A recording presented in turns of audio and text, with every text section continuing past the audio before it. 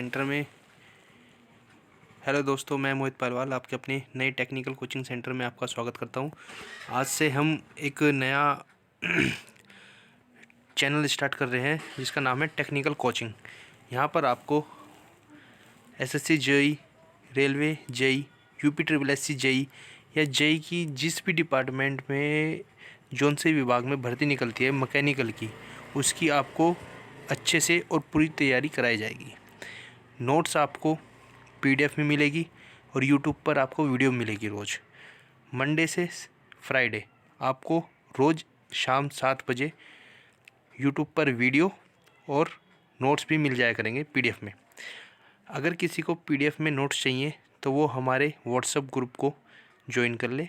WhatsApp group में आपको notes मिल जाएंगे, उसका लिंक भी आपको डिस्क्रिप्शन में दे दिया जाएगा। ठीक है। सबसे पहले मैं आपको बताना चाहता हूँ कि जो हमारा ये मोटिव था स्टार्ट करने का, क्योंकि बहुत से बच्चे होते हैं कि किसी ने पॉलिटेक्निक कर लिया या आईटीआई कर ली, करने के बाद वो प्रिपरेशन करते रहते हैं अपने से, लेकिन उनकी अच्छे से तैयारी नहीं होती और वे कोचिंग सेंटर में जाते हैं। उनसे फ़ीस वही कि भैया आपको हम पूरे कोर्स की 18,000 या 20,000 रुपये फ़ीस लेंगे। ज़्यादा भी है फ़ीस, ठीक है, क्योंकि अपने आसपास तो इतना ही चलता है कि 18,000 या 20,000 रुपये, और पढ़ाते वो कुछ नहीं है। वे भी बुकों से पढ़ाते हैं, मैं भी बुकों से पढ़ाऊँगा, लेकिन मैं आपको ऐसा पढ़ाऊँगा जो आपको अच्छे से समझ में आए, जो आपके लिए फ़ायदेमंद हो। ठीक है। आप इस चीज़ की टेंशन मत लीजिए, आप बस अच्छे से पढ़िए। ठीक है, जो मैं आपको पढ़ाऊँगा और जो आपको प्रॉब्लम हो किसी भी चीज़ में आप मुझे बताइए, मैं आपको प्रॉब्लम पूरी तरह सॉल्व करने की कोशिश करूँगा। ठीक है। तो मेरा आज से एक ये नया चैनल है टेक्निकल कोचिंग के नाम से, इसे ज़रूर सब्सक्राइब कर लें। और जितने भी आपके दोस्त हैं जो टेक्निकल फील्ड में हैं, तैयारी करना चाहते हैं, तैयारी कर रहे हैं, उनके साथ ये चैनल ज़रूर शेयर करें और उनको भी कहें कि इस चैनल को सब्सक्राइब और लाइक और वो भी शेयर कर दें, क्योंकि यहाँ पर आपको फ्री ऑफ कॉस्ट सब कुछ दिया जाएगा। आपके साथ जब हम पूरी मेहनत करेंगे तो आपके फ़र्ज़ है कि आप भी मेहनत करें। ठीक है। वीडियो लंबा होगा, कोई दिक्कत नहीं है, लेकिन आपको पूरा देखना है, जब भी आपको पता चलेगा।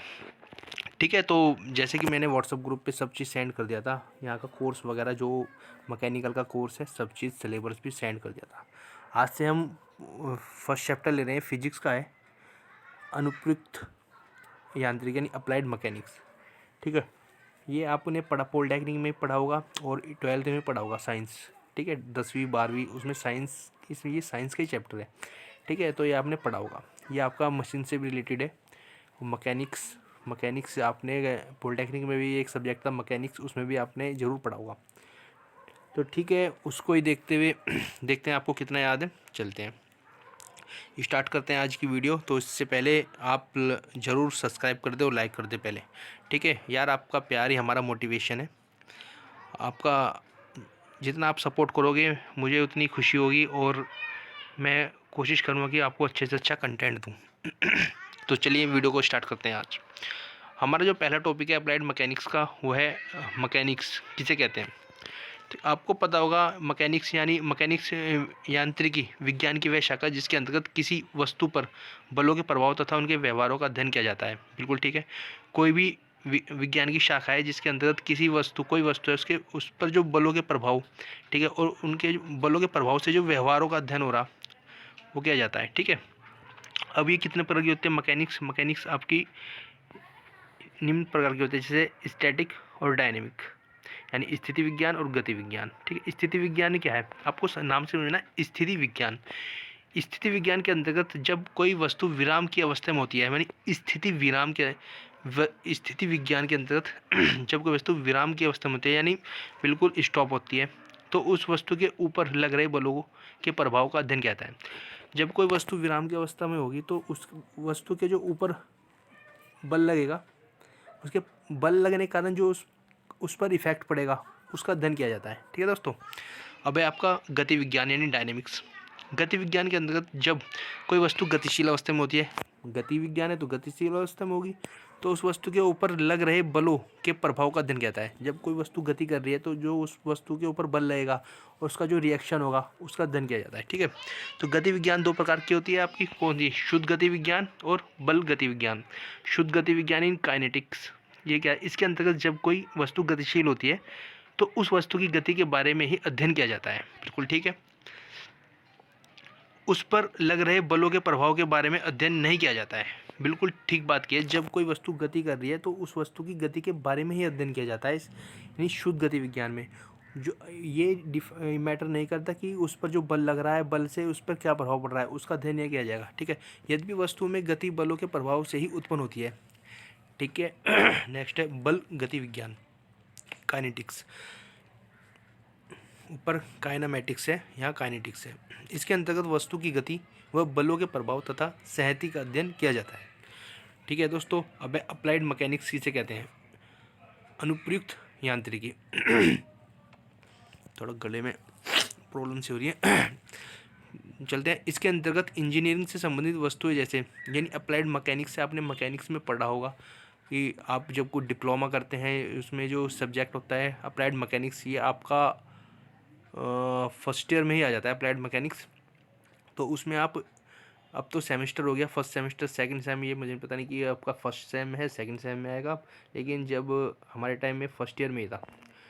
ठीक है, तो इसके अंतर्गत इंजीनियरिंग से संबंधित वस्तुएं जैसे यंत्र, विन्यास, ढांचे तथा उनके अवयवों व मशीनों के पुर्जों की समस्याओं को हल किया जाता है।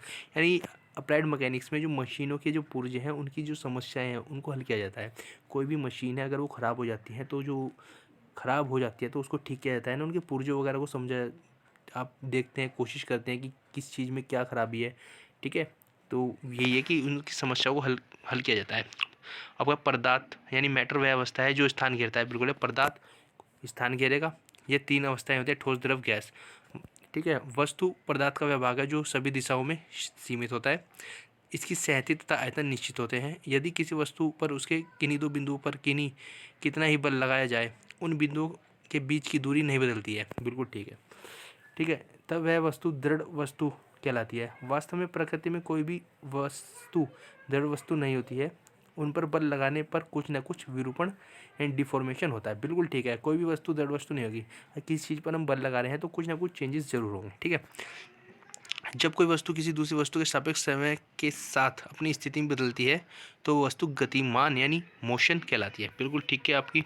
फिर है विराम अवस्था यानी रेस्ट। जब रेस्ट की अवस्था में होती है तो क्या होता है, जब कोई वस्तु दूसरी वस्तु की सापेक्ष समय के साथ अपनी स्थिति नहीं बदलती है। बिल्कुल ठीक है, समय के साथ कोई वस्तु अपनी स्थिति नहीं बदलती है तो वह वस्तु स्थिर या विराम अवस्था में कहलाती है। बिल्कुल ठीक है। विस्थापन क्या कहते हैं? किसी विशेष दिशा में वस्तु की स्थिति में परिवर्तन। किसी विशेष दिशा में वस्तु की स्थिति में परिवर्तन वस्तु का विस्थापन कहलाता है।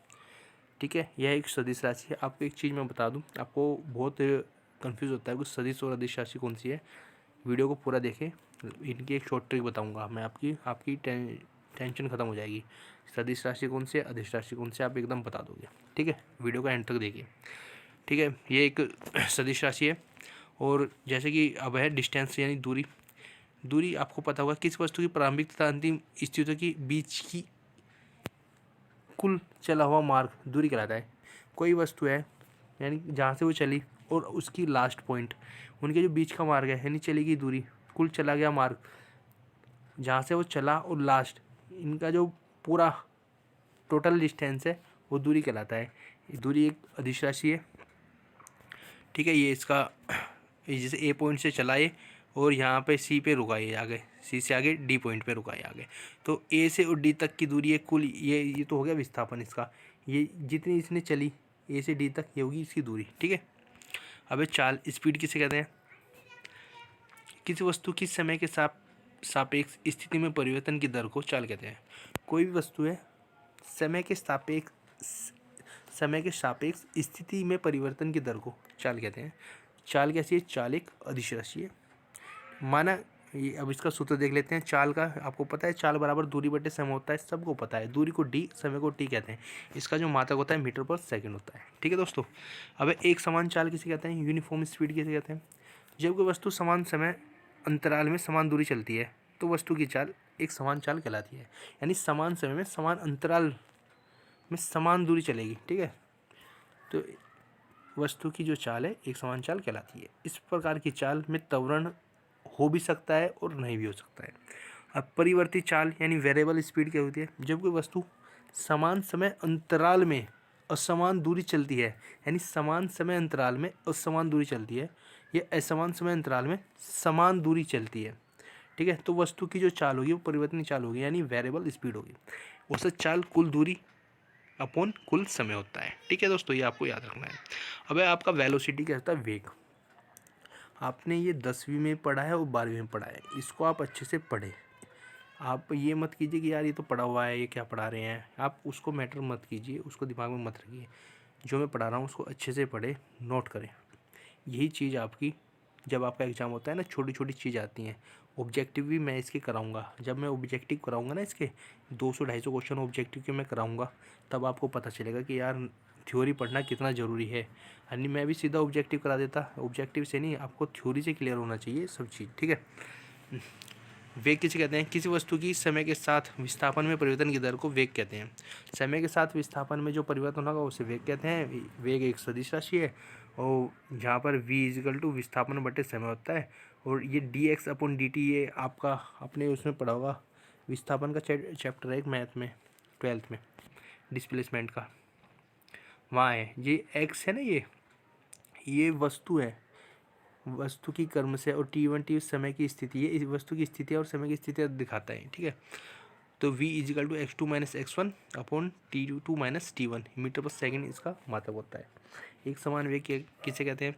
कोई वस्तु समान समय अंतराल में समान रूप से विस्थापित होती है तब वस्तु का वेग समान वेग कहलाता है। इस प्रकार के वेग में त्वरण नहीं होता है।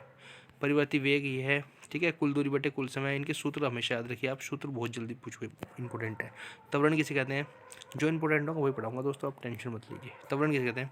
किसी वस्तु के वेग में समय के सापेक्ष परिवर्तन की दर को, यानी वेग परिवर्तन की दर को त्वरण कहते हैं। सदिश राशि होती है। यदि t सेकंड में किसी वस्तु का वेग v मीटर पर सेकंड वृद्धि होती है, ठीक है, तो त्वरण क्या होता है? वेग में वृद्धि बटे समय, यानी त्वरण a बराबर v अपॉन टी होता है, मीटर पर सेकंड स्क्वायर इसका मात्रक होता है। वेग में कमी की दर यानी मंदन, ठीक है, कहलाती है, यह एक ऋणात्मक त्वरण है। अब है अदिश और सदिश राशियाँ। वीडियो को देखते रहें, सब चीज़ बताऊंगा। अदिश और सदिश राशि क्या कहते हैं? वे राशियाँ जो केवल परिणाम से व्यक्त होती हैं अदिश राशियाँ कहलाती हैं। आपका एग्जाम में आ जाता है कि अदिश राशियाँ कौन सी होती हैं। आपका ऑब्जेक्टिव ऑप्शंस रहते हैं जिनमें परिणाम होता है, दिशा नहीं होती, जिनमें दिशा होता है परिणाम नहीं होती, ठीक है, ऐसे ऐसे पूछ लिया जाता है। तो आपको याद है अदिश राशियाँ होती हैं जो केवल परिणाम से व्यक्त होती हैं, अदिश राशियाँ कहलाती हैं। जैसे मात्रा, आयतन, दूरी का, आपका दूरी हो गया, कार्य हो गया, चाल हो गया, समय हो गया, इस तरह की, ठीक है। वह सदिश राशियाँ वे राशियाँ जो परिणाम के साथ साथ दिशा, यानी परिणाम और दिशा दोनों जिसमें होती हैं वे सदिश राशियाँ कहलाती हैं। विस्थापन, वेग, त्वरण, बल, संवेग, बलागुण, ये चीज़। और मैं एक चीज़ आपको एक बता देता हूँ, सदिश राशियों की हमेशा पहचान के लिए ये जिसमें व लगा होगा, व या बै लगा होगा, वह सदिश राशियाँ होंगी। जितने भी मात्रक होंगे, आयतन हो गया, कुछ भी होगा जिसमें बै लगा होगा, वह लगा होगा, सदिश राशियाँ होंगी। लेकिन एक ये इनके क्या बोलते हैं, दो चीज़ याद रखनी है। एक होता है आपका दाब और द्रव्यमान, अदिश राशियाँ होती हैं, ये चीज़ हमेशा याद रखना, ये अपवाद है, ठीक है। दाब और द्रव्यमान अदिश राशियाँ होती हैं, इन्हें हमेशा याद रखना, ठीक है। नेक्स्ट चलते हैं। सदिश राशियाँ की दृष्टि सीधी रेखा में, ये तो ठीक बोल लिया। गति का समीकरण, देखो आपको गति के 3 समीकरण होते हैं। s बराबर u प्लस ए टी, यानी v बराबर u plus a t, s बराबर u t plus half a t square second है, और c वाला है थर्ड, यानी v स्क्वायर बराबर यू स्क्वायर प्लस के 2s। ये तीन गति के 3 समीकरण होते हैं। इन पर हमेशा क्वेश्चन 3 पूछा जाता है और ऑब्जेक्टिव में पूछ लेता है कि गति का कौन सा समीकरण है, ठीक है, तो हमेशा याद रखना है। ये एक डिफाइन किया हुआ है गति का समीकरण, ठीक है, कि ये कैसे कैसे आया। ये त्वरण है, वेग में वृद्धि बढ़ते समय ए बराबर v minus u upon t लगा दिया आपने यहाँ से। यू क्या होता है? प्रारंभिक वेग, और वी होता है अंतिम वेग, और वेग वस्तु के वेग में वृद्धि वी माइनस यू होगी त्वरण के अनुसार। ये लगा दिया, ए बराबर वी होता है v minus u upon t कर दिया, ये टी इधर पहुँचा दिया आपने, ए टी बराबर वी माइनस यू, यू बराबर वी बराबर यू प्लस ए टी, ये फर्स्ट आ गया। अब औसत लगा कुल विस्थापन बटे कुल समय, कुल विस्थापन यू प्लस वी अपॉन 2 बराबर एस अपॉन टी था, ठीक है। यहाँ से आपका ये इक्वेशन बन गई, एस बराबर u t plus half a t square second. फिर इन दोनों की आपका गुणा कर दी दोनों इक्वेशन की, और तीसरी समीकरण आ गई, तीसरी इक्वेशन आ गई वी स्क्वायर बराबर यू स्क्वायर प्लस के 2s, ठीक है। तो इसमें कुछ ज़्यादा प्रॉब्लम नहीं है, आप अच्छे से देख लीजिएगा। तो एक है वस्तु द्वारा n सेकेंड में चलित दूरी, ठीक है। Distance travel by an object in n second, n second में वस्तु द्वारा चलित दूरी, ठीक है। यानी इसका सेकंड फॉर्मूला लगा, सेकंड इक्वेशन गति की समीकरण एस के साथ n लगे, n दिया ना n सेकंड में, एस एन बराबर u n plus half n square, t की जगह n रख दिया, ठीक है दोस्तों। अब आप देखोगे, अब n-1 सेकेंड कह दिया हमने, तो जहाँ n था वहाँ n-1 कर दिया आपने, ठीक है। एस n-1 यू बराबर n-1, ये n है ना, यहाँ से यहाँ n है, यहाँ कर दिया n-1, ठीक है दोस्तों। अब हाफ ए टी n-1 का स्क्वायर कर दिया।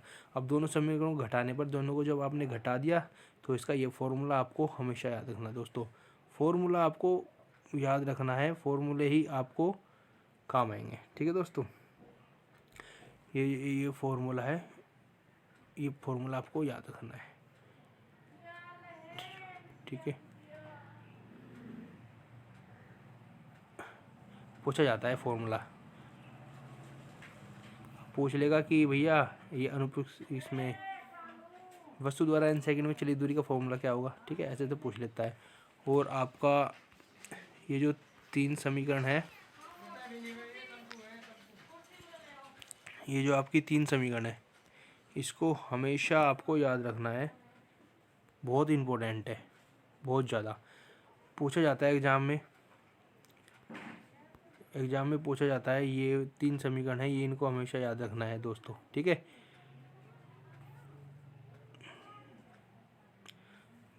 विरामावस्था किसे कहते हैं। आज की इस वीडियो में आपके लिए इतना ही था, इसको आप अच्छे से पढ़ें। अगर आपको कुछ भी दिक्कत है तो आप मुझे बताएं दूरी इसमें, ठीक है। और ये जो इनके सूत्र हैं ये हमेशा याद रखिए, छोटे छोटे सूत्र हैं ये हमेशा याद रखिए। आपको चाल का सूत्र क्या हो गया पूछा जाता है हमेशा, ठीक है। वेलोसिटी और मात्रक भी कराऊंगा, सारी चीज़ कराऊंगा, आप बस पेशेंस बनाए रखिए। आज पहली ही वीडियो है, वीडियो अच्छी लगी तो लाइक और सब्सक्राइब जरूर करें, ठीक है। अपने दोस्तों के साथ भी शेयर करें। इसमें ये चीज़ आपके पढ़ने वाली है, ठीक है। मैंने आपको पढ़ा दी है, समझा दी है, अब आपको अच्छे से पढ़नी है। एक एक चीज़ आप अच्छे से करते चले जाइए, ठीक है। अगर जिसने फॉर्म नहीं भरा है टेंशन मत लीजिए, आगे वैकेंसी आएंगी टेक्निकल की, इतना आप तैयारी करते रहिए। और जैसे ही वैकेंसी आएंगी हम फटाफट फॉर्म अप्लाई करेंगे, उस टाइम हमारी तैयारी होगी। उस टाइम हम क्या करेंगे, उस टाइम हम करेंगे फिर रिवीजन हम प्रैक्टिस सेट वगैरह लगाएंगे, जो प्रीवियस ईयर क्वेश्चन है सब चीज़ कराऊंगा मैं, आप टेंशन मत लीजिए। आप बस अब वीडियो को लाइक और सब्सक्राइब करें, ठीक है दोस्तों। तो मिलते हैं कल 7 बजे शाम को, bye. Thank you for watching guys.